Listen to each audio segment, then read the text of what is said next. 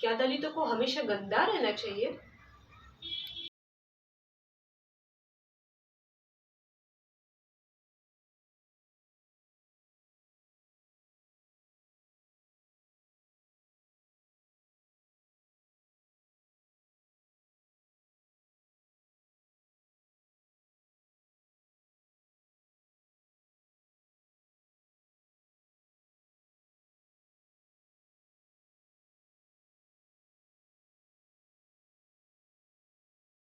जैसे हिंदुस्तान में कई सारे ऐसे काम हैं जो दलित लोग करते हैं।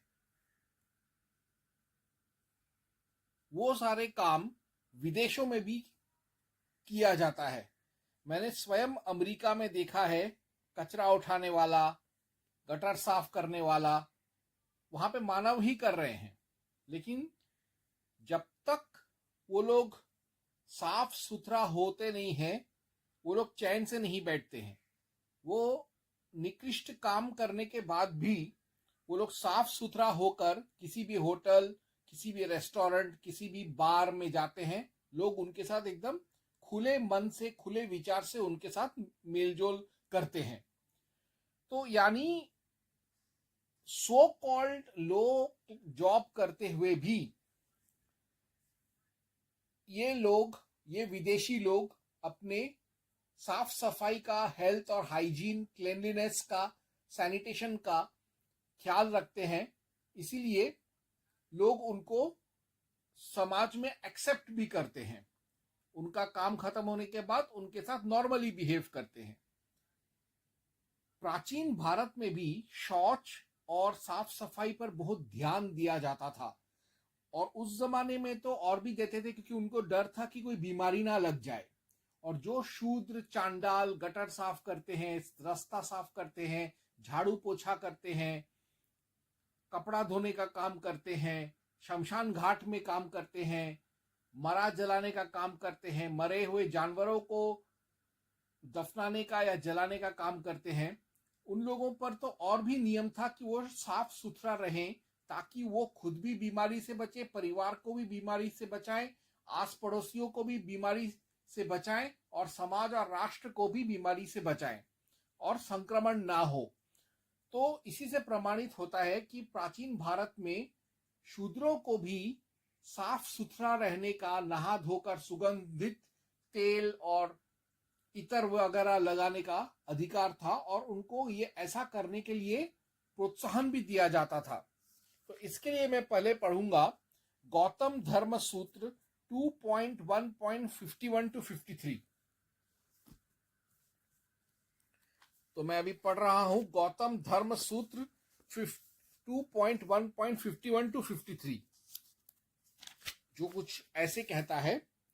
शूद्र चौथा वर्ण होता है और वह एक जाति होता है, अर्थात अन्य तीन वर्णों के समान उपनयन संस्कार द्वारा द्विज नहीं होता। उसके लिए भी सत्य, अक्रोध और शौच के नियमों का विधान है। कुछ आचार्यों का मत है कि शूद्र, ब्राह्मण आदि तीन वर्णों के लिए विहित आचमन के स्थान पर केवल हाथ पैर धोने का विचार है।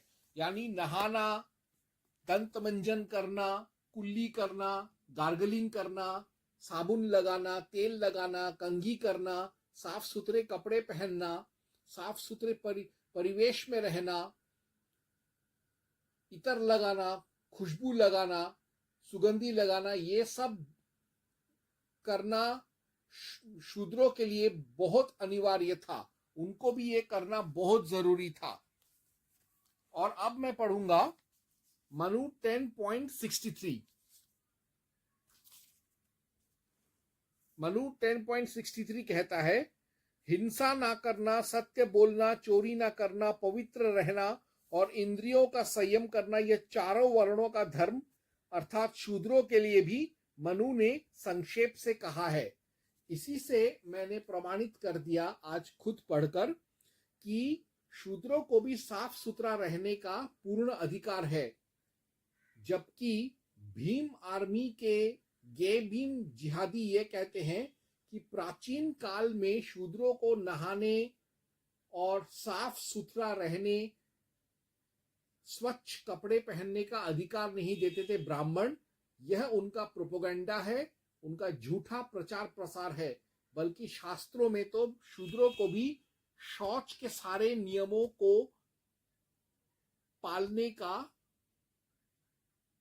प्रावधान है, आदेश है इनफैक्ट। ओम हनुमते नमः।